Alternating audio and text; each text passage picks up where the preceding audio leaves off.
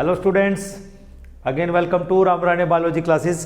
आपका Ramrane biology classes में फिर से स्वागत है। Today's lecture for +2 class and +2 class के लिए हमने शुरू किया हुआ चैप्टर बायोटेक्नोलॉजी एंड प्रोसेसेस, और उसमें एक लेक्चर ऑलरेडी हम कर चुके हैं जिसमें हमने डिस्कस किया था कि जो बायोटेक्नोलॉजी है वो किस प्रिंसिपल पे काम करते हैं, that mean principles of biotechnology हमने वहाँ पर डिस्कस किया था। एंड एक हमने वहाँ पे डिस्कस किया था कि हम रिकम्बिनेंट डीएनए कैसे बना सकते हैं, ये हमने वहाँ पर डिस्कशन किया था। अगर आपने अब तक वो लेक्चर नहीं देखा है तो गाइज आप उसको देख सकते हैं, उसका लिंक आपको डिस्क्रिप्शन बॉक्स में मिलेगा, आप वहाँ से उसको देख सकते हैं। चलिए, आज का जो टॉपिक है कि जो रिकम्बिनेंट डीएनए की हम बात कर रहे हैं उसको बनाने के लिए हमें किन किन टूल्स की ज़रूरत पड़ती है। टूल्स का मतलब वो चीज़ें जिससे हम रिकम्बिनेंट डीएनए बनाएंगे, वो कौन से ऐसे औजार हैं जिनकी हेल्प से हम एक रिकम्बिनेंट डीएनए कंस्ट्रक्ट कर सकते हैं। तो चलिए शुरू करते हैं आज का lecture, tools of recombinant DNA biotechnology. देखिए बच्चों, मेजर यहाँ पर 3 टाइप्स हैं हमारे पास जिनको हम बायोलॉजिकल टूल्स कहते हैं। बिकॉज बायोलॉजिकल टूल्स इसलिए बोलते हैं because they are taken from the living organism, इसलिए बायोलॉजिकल टूल्स हैं which are used in the formation of the recombinant DNA. कि रिकम्बिनेंट डीएनए बनाने के लिए हम बायोलॉजिकल टूल्स की हेल्प लेते हैं, और वो बायोलॉजिकल टूल्स 3 तरह के हैं। एक उसमें एंजाइम है, दूसरा उसमें क्लोनिंग वेक्टर है। क्लोनिंग वेक्टर मीन्स कि जैसे हम मॉस्किटो देखते हैं, मॉस्किटो के अंदर आप देखते हैं कि जो प्लाज्मोडियम है वो मल्टीप्लाई होता है और वो उसको ट्रांसफर करने का भी काम करता है। तो इस तरह के क्लोनिंग वेक्टर भी हमें वहाँ पर चाहिए। दूसरा, competent host for transformation with recombinant DNA, कि हमें एक ऐसा होस्ट, वो एनिमल सेल हो सकता है, वो प्लांट सेल हो सकता है, वो कोई बैक्टीरियल सेल हो सकता है, जिसके अंदर हम इस रिकम्बिनेंट डीएनए को डालेंगे, ठीक है ना, और वो ट्रांसफॉर्म हो जाएगा with that particular recombinant DNA. तो ये 3 मेजर टूल हैं which are required in this recombinant DNA technology. So first of all today we are going to discuss about the enzymes, और मोर स्पेसिफिकली अगर बात की जाए तो जो रेस्ट्रिक्शन एंजाइम है, जिसको हम रेस्ट्रिक्शन एंडोन्यूक्लियस एंजाइम कहते हैं, उसका डिस्कशन हम यहाँ पर करेंगे। लेकिन उसके अलावा जो और भी एंजाइम्स हैं उनको जरा पहले देख लेते हैं। पहला एंजाइम है जो इस्तेमाल होता है लाइजिंग एंजाइम्स। लाइजिंग का मतलब जो तोड़ने का काम करते हैं, जैसे सेल वॉल को तोड़ने का काम करते हैं, उनको लाइजिंग एंजाइम कहते हैं। These enzymes are used to open up the cells to get DNA for genetic experiments. कि जितने भी जेनेटिक एक्सपेरिमेंट्स है, सबसे पहले हमें सेल को तोड़ना पड़ेगा। अगर हम प्लांट सेल की बात कर रहे हैं तो प्लांट सेल में बाहर की जो लेयर होगी वो सेल वॉल होती है, और सेल वॉल पता है सबसे रिजिड स्ट्रक्चर होता है, okay, and non living structure होता है। तो यहाँ पर जो लाइजिंग एंजाइम हम इस्तेमाल करते हैं, एक होता है हमारे पास लाइसोजाइम। लाइसोजाइम जैसे बैक्टीरियल सेल वॉल है, उसको तोड़ने में, उसको ब्रेकअप करने में काम आता है, उसको डिसॉल्व करने में यहाँ पर काम आता है। फिर हमारे पास दूसरा है सेलुलेज। आपको पता है जो प्लांट सेल होते हैं उसकी जो सेल वॉल है, it is made up of the cellulose. तो सेलुलोज को अगर डिसॉल्व करना है, we have to use the cellulase enzyme. And chitinase, जो फंगल सेल वॉल होती है, वो काइटिन उसमें होता है अवेलेबल, तो हमें वहां पर काइटिनेज एंजाइम चाहिए। तो these are the 3 lysozyme enzyme which can dissolve the plant cell wall of the you can say different organisms. Now second one is cleaving enzyme. Cleaving enzyme, these enzymes used to break up the DNA molecule, कि जो DNA molecules के fragments बना दे, उसको तोड़ दे, उसको breakup कर दे। तो हमारे पास मेजर यहाँ पर 3 टाइप्स हैं बच्चों, 3 तरह के यहाँ पर जो एंजाइम्स हैं जिनको हम क्लीविंग एंजाइम यहाँ पर कह सकते हैं। पहला है एक्सोन्यूक्लियस, दूसरा है एंडोन्यूक्लियस, तीसरा है रेस्ट्रिक्शन एंडोन्यूक्लियस। ये जो रेस्ट्रिक्शन एंडोन्यूक्लियस है, इसके बारे में हम आज यहाँ पर डिटेल भी स्टडी करेंगे, और इसकी हेल्प से हम ये भी देखेंगे कि जो रिकम्बिनेंट डीएनए है वो कैसे बनता है। तो सबसे पहले देखिए यहाँ पे कि जो एक्सोन्यूक्लियस है वो क्या होता है, क्या इसका फंक्शन होता है, किस तरह से वो डीएनए मॉलिक्यूल को ब्रेकअप करता है और कहाँ से ब्रेकअप करता है। देखिए जो एक्सोन्यूक्लियस है, they remove nucleotide from the terminal ends. Terminal होता है बिल्कुल सिरे से, एक तरह से। जैसे आप इस डायग्राम में देखिए कि यहाँ पर हमने ये एक डीएनए का फ्रेगमेंट है, ठीक है ना, डबल हेलिक्स है। तो यहाँ पर हमने एक्सोन्यूक्लियस का इस्तेमाल किया है। तो यहाँ पर 5 prime end to 3 prime, 3 prime to 5 prime, तो यहाँ से ये जो 2 न्यूक्लियोटाइड हैं यहाँ से हटा दिए हैं with the help of this exonuclease. इसका मतलब जो एक्सोन्यूक्लियस होंगे वो सिर्फ न्यूक्लियोटाइड को या तो 5 प्राइम एंड से, जैसे यहाँ पर आप देख रहे हैं कि 5 प्राइम एंड से रिमूव करेगा, या 3 प्राइम से भी रिमूव कर सकता है। तो देखिए आइदर 5 प्राइम और 3 primes of the DNA in one strand of the duplex.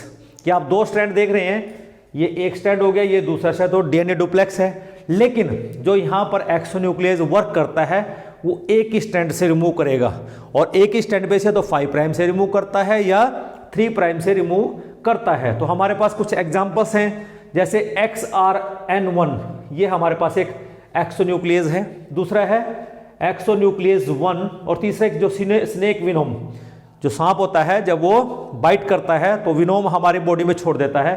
तो इसका मतलब क्या करता है, जो हमारा डीएनए है उसके जो एंड्स होते हैं वहां से वो न्यूक्लियोटाइड्स को हटाना शुरू कर देते हैं। इसका मतलब कि वो भी जो स्नेक विनोम है, it can be used as a exonuclease enzyme.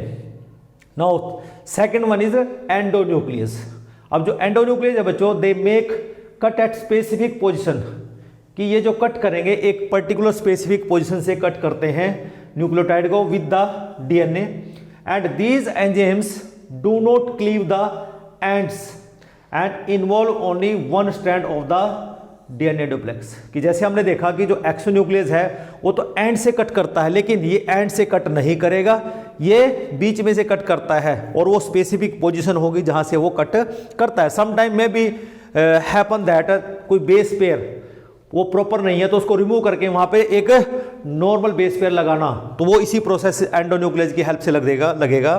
तो आप देखिए यहां पर कि ये हमारे पास जो एंडोन्यूक्लियस एक्टिविटी यहां पर दिखाई गई है, इट इज एंडोन्यूक्लियस की एक्टिविटी यहां पर दिखाई है, हमने एक्ट किया। तो इस रीजन से क्या किया है कि ये बेस पेयर न्यूक्लियोटाइड यहां से हटा दिया है, incision inside the polynucleotide chain. लेकिन ये देखिए बच्चों यहां पर भी ये 5 प्राइम टू 3 प्राइम है, ये 3 प्राइम टू 5 प्राइम है, ये डबल डुप्लेक्स है, डीएनए डुप्लेक्स है, तो एक ही स्ट्रैंड पे काम करता है, और यहां से एक स्पेसिफिक पोजीशन से एक न्यूक्लियोटाइड चेन में से, पॉलीन्यूक्लियोटाइड चेन में से एक न्यूक्लियोटाइड को यहां से रिमूव करता है। तो this is about the endonuclease activity. तो हमारे पास कुछ एग्जांपल्स हैं which can be considered as endonuclease, जैसे इको R1 हमारे पास है, डिऑक्सीराइबो न्यूक्लियस 1 हमारे पास है, BAMH1। तो ये हमारे पास कुछ एंडोन्यूक्लियस एंजाइम हैं which make cut at specific positions with in the DNA, लेकिन ए सिंगल स्ट्रैंड पे करेंगे। अब जो थर्ड एंजाइम है which is very important and you can से only used in the recombinant DNA technology, or mostly used in the recombinant DNA technology, they cut the DNA duplex at specific points। देखो कि दोनों DNA duplex को एक specific point से cut करते हैं, and there is single stranded free ends are called sticky ends. जब वो कट करते हैं तो वो क्या बना देंगे, स्टिकी एंड्स बना देंगे उनको, which can be joined end to end by the DNA ligase. एक दूसरा एंजाइम है डीएनए लाइगेज, जिसको टेलरिंग एंजाइम भी कह सकते हैं, क्यों, वो ज्वाइनिंग का काम यहां पर करता है। तो देखिए इस डायग्राम की हेल्प से आप देख सकते हैं कि जो रेस्ट्रिक्शन एंजाइम है इको R1, वो कैसे एक डीएनए मॉलिक्यूल को दोनों स्ट्रैंड से ब्रेकअप करता है। तो जैसे आप यहां पर देख रहे हैं कि ये सिंगल स्ट्रैंडेड यहां पर बन गया है, सिंगल स्ट्रैंडेड, जिसको हमने क्या बोला है, इट इज स्टिकी एंड बन गया। तो दूसरा आप ये देख रहे हैं, ये यहां पर स्टिकी एंड बन गया। तो यहां पर ये एक स्पेसिफिक पोजीशन होती है जिसको हम क्या बोलते हैं, इंसिजन एट पैलिंड्रोमिक सीक्वेंस। अभी जो पैलिंड्रोमिक सीक्वेंस है बच्चों, ये एक ऐसा रीजन होता है जहां पर कुछ बेस पेयर एक पर्टिकुलर यू कैन से सीक्वेंस में होते हैं। कैसे होते हैं आप देखिए जरा, यहां से देखिए GAATTC, ये ऐसे रीड हो रहा है, मीन्स अगर ये 5 प्राइम है, ठीक है ना, और ये 3 प्राइम है, तो ये 5 प्राइम हो जाएगा और ये 3 प्राइम हो जाएगा। तो आप बेस पेयर को रीड कीजिए, जब हम इधर लेफ्ट से राइट की तरफ आ रहे हैं GAATTC रीड हो रहा है, जब हम अगेन 5 प्राइम टू 3 प्राइम जाएंगे, अगेन GAATTC सी। इसका मतलब जब हम फॉरवर्ड जाते हैं तब भी सेम रीड हो रहा है, जब हम बैकवर्ड आते हैं तब भी सेम रीड होता है। तो ऐसे सीक्वेंसेस को हम पैलिंड्रोमिक सीक्वेंस कहते हैं और इसको रेस्ट्रिक्शन सीक्वेंस भी कहते हैं। और you can say these are also called recognition sequences, जहां पर रेस्ट्रिक्शन एंजाइम काम करते हैं। अब आगे जो लेक्चर है बच्चों उसमें फर्दर हम ये देखते हैं कि यहां पर जो रेस्ट्रिक्शन एंजाइम है वो किस तरह से रिकम्बिनेंट डीएनए टेक्नोलॉजी में इस्तेमाल होता है। Now come to the more about the restriction endonucleases, कि जो रेस्ट्रिक्शन एंडोन्यूक्लियेजेस हैं वो क्या हैं, कैसे डिस्कवरी उनकी हुई है और उनके टाइप्स क्या हैं। देखिए फटाफट से देखते हैं। Restriction endonucleases you was first isolated by W Arber in 1962 में सबसे पहले इन्होंने आइसोलेट किया था from the bacteria and they called them molecular scissors, or biological scissors इनको वहां पर नाम दिया। क्यों? बायोलॉजिकल मॉलिक्यूल को कट कर रहे हैं, डीएनए को कट कर रहे हैं from specific site. In 1978 Arber, Smith and Nathan awarded by the Nobel prize okay for their work. In the year 1963 में दो एंजाइम रेस्पॉन्सिबल देखे गए which can restricting the growth of the bacteriophage, जिन्होंने bacteriophage की growth को restrict किया था। दो तरीके से रेस्ट्रिक्ट किया था। इन इकोलाई वर आइसोलेटेड, पहले ने क्या काम किया था, मिथाइल ग्रुप ऐड किया था डीएनए के साथ। दूसरे ने क्या काम किया, डीएनए को कट किया, ठीक है ना। दूसरे ने क्या किया, डीएनए को कट किया from specific site and name them restriction endonuclease. तो जो सबसे पहला रेस्ट्रिक्शन एंडोन्यूक्लियस डिस्कवर किया गया इट वाज हिंद सेकंड, ये सबसे पहला रेस्ट्रिक्शन एंडोन्यूक्लियस है। और ये क्या काम करता है, it always cut the DNA at particular point, एक पर्टिकुलर पॉइंट से कट करता है by recognising a specific sequence of 6 base pairs, कि वो 6 बेस पेयर्स की सीक्वेंस है जहां से इसको ये कट करता है, which is called recognition sequences. जैसे आप देख लीजिए यहाँ पे कि हमारे पास सीक्वेंस है GAATTC, ये 5 प्राइम है, ये 3 प्राइम है ओके। नाउ जो अगली सीक्वेंस होगी CTTAAG, ये 5 प्राइम, ये 3 प्राइम ओके। तो जो ये जो एंजाइम है हिंद सेकंड यहाँ से कट करेगा, इधर से यहाँ से कट करेगा। दैट मीन्स ये स्पेसिफिक पोजीशन से कट करता है एंजाइम को यहाँ से, ठीक है ना। एक स्पेसिफिक पोजीशन पे ये यहाँ पर काम करता है। में जो हिंद सेकंड है वो यहाँ पर एक्ट करेगा और यहाँ से कट करेगा, मीन्स इतना इसको यहाँ से कट करता है, ठीक है ना, और इतना इसको यहाँ से कट करता है।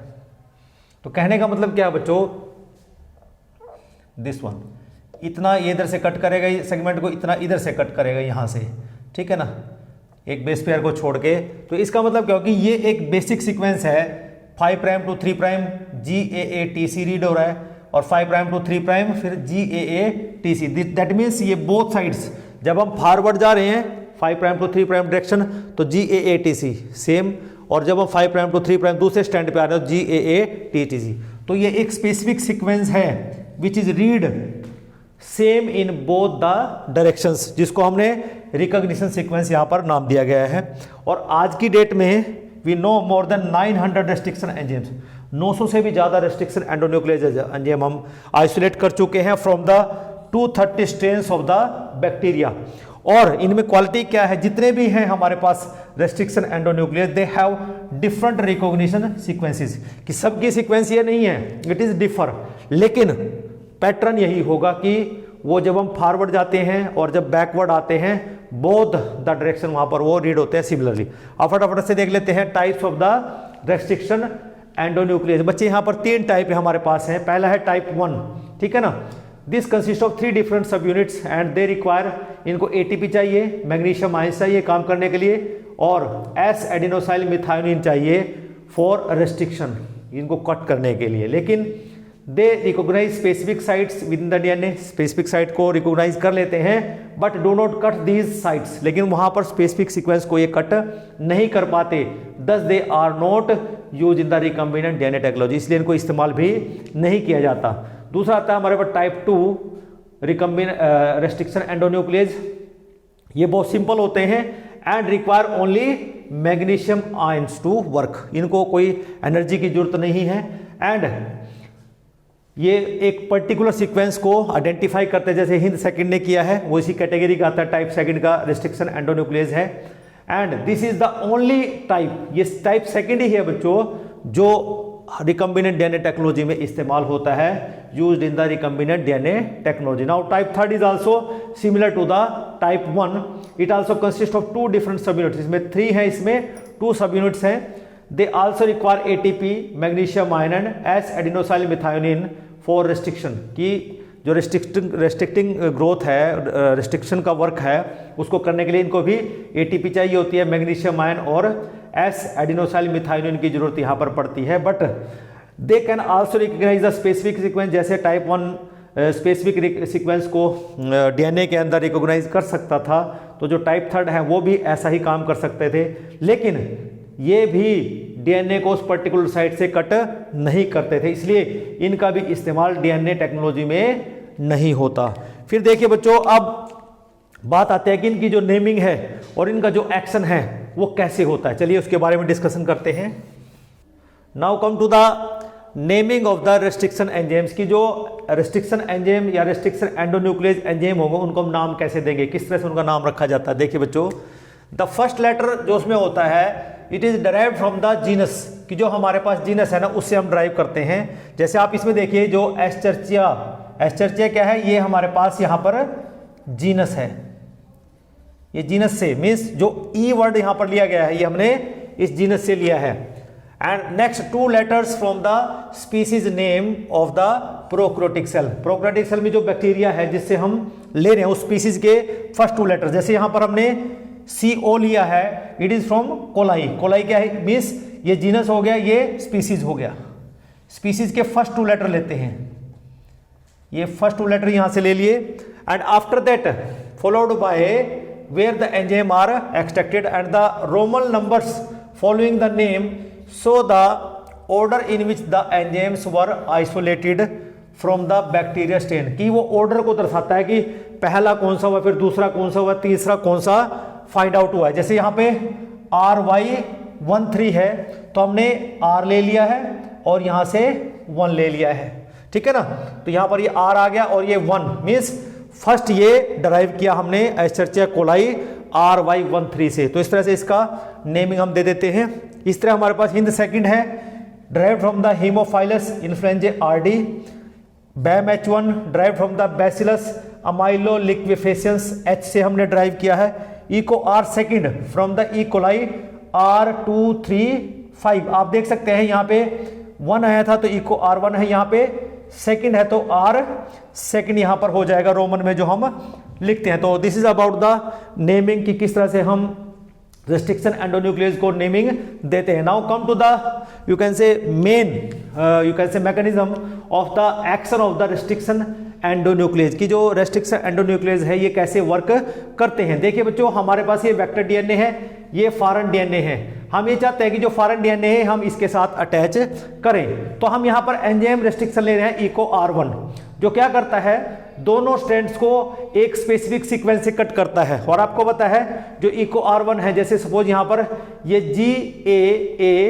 GAATTC, ओके, GAATTC ये स्पेसिफिक सीक्वेंस है, यहाँ पर स्पेसिफिक सीक्वेंस है, यहाँ से कट करेगा, यहाँ से ऐसे कट करेगा, तो इस तरह यहाँ पे हम देख रहे हैं कि यहाँ पर ऐसे कट करेगा और यहाँ पर भी ऐसे G और A के बीच में से कट करता है। और जब ये इनको रिस्ट्रिक्ट कर देता है तो यहाँ पर there is formation of the sticky ends.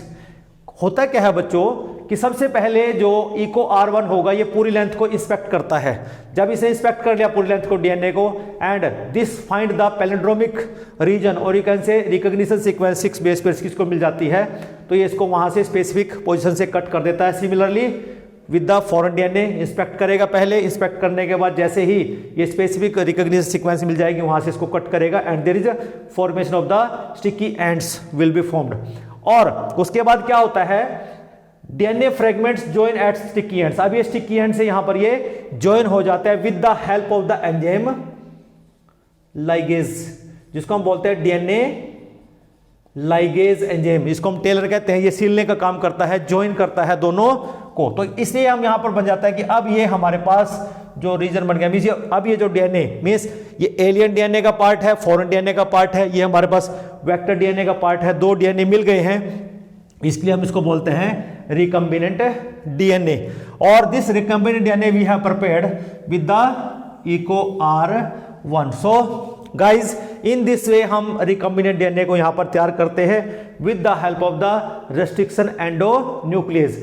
अब बात आती है कि ये जो रेस्ट्रिक्शन एंडोन्यूक्लियस की हेल्प से जो हमने रिकम्बिनेंट डीएनए बनाया है, अब इसको हमें ट्रांसफर करना होता है टू द वेक्टर। तो बच्चों अगला जो लेक्चर होगा that is about the vector. Vector के बारे में वहां पर स्टडी करेंगे कि वेक्टर की कैरेक्टरिस्टिक फीचर क्या होंगी, किसको हम वेक्टर कहेंगे, कितने टाइप के वो वेक्टर होंगे।